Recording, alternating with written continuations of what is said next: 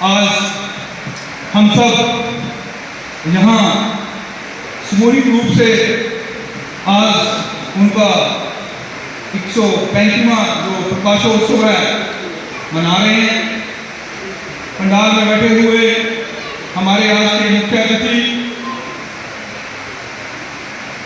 नूरपुर के पूर्व विधायक, नूरपुर की शान बड़े भाई अजय महाजन जी का अभिनंदन है।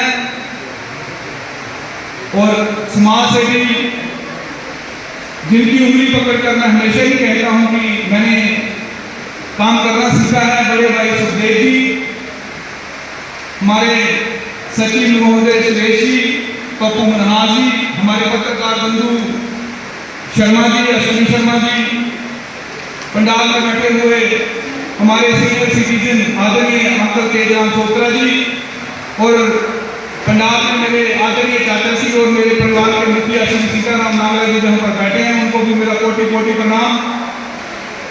यहाँ पर पंडाल में बैठे हुए गवर्नमेंट सीनियर सेकेंडरी स्कूल सुलियाली के प्रिंसिपल बड़े भाई कतार जी,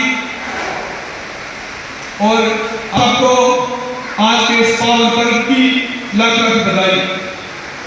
मेरे से पूर्व बहुत सारे वक्ता जो हैं वो बाबा साहब की जिंदगी के बारे में विस्तृत रूप से बताकर गए हैं। मेरे पास शब्द नहीं है कि मैं आप लोगों के आप जैसे बुद्धिजीवी लोगों को उससे अधिक समझा सकूं। बाबा साहब वो व्यक्तित्व थे जिन्होंने इस भारत देश की आर्थिक नींव रखी। अगर भारतीय रिजर्व बैंक की स्थापना का जो क्रेडिट है किसी को जाता है तो आदरणीय बाबा साहब डॉक्टर B.R. अम्बेडकर को जाता है। उनसे बड़ा इकोनॉमिस्ट इस भारत देश में ना कभी हुआ है ना होगा। और लेकिन एक दुख, एक पीड़ा जो कहीं ना कहीं अकड़ती है वो ये है कि जिस व्यक्तित्व को विदेशों में पढ़ाया जाता है, एक महानायक बताया जाता है, लेकिन भारत देश में विशेषकर आज की मौजूदा सरकार में, आज की जो मौजूदा हमारी केंद्र सरकार है, वहां पर बाबा साहब की मूर्तियों को तोड़ा जा रहा है, कहीं पर उनका अनादर किया जा रहा है।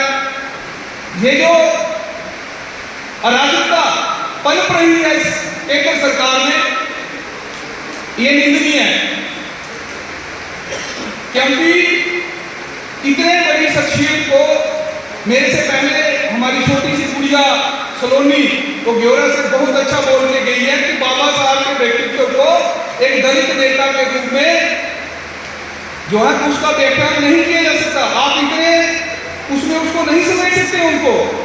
अगर महिलाओं को बराबरी का हक मिला है, वो चाहे किसी भी समुदाय से हो, अगर हिंदू कोड बिल लागू हुआ तो उसका श्रेय बाबा साहब डॉक्टर B.R. अम्बेडकर को जाता है। अगर इंदिरा गांधी प्रदेश की इंदिरा गांधी इस देश की पहली महिला प्रधानमंत्री बनी तो इसका श्रेय बाबा साहब को जाता है।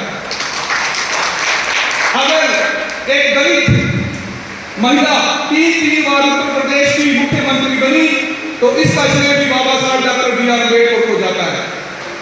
अगर आज दिल्ली की मुख्यमंत्री एक महिला है तो इसका श्रेय भी बाबा साहब डॉक्टर B.R. अम्बेडकर को जाता है। लेकिन तुच्छ व्यक्तित्व के मालिक, छोटी सोच के मालिक जब बाबा साहब को दलितों का नेता बनते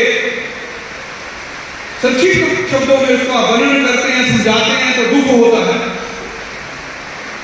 बाबा साहब की सोच देखो, आज से 70 साल 75 साल पहले उन्होंने देश का संविधान जब लिखा तो अगर आज हमारे गैर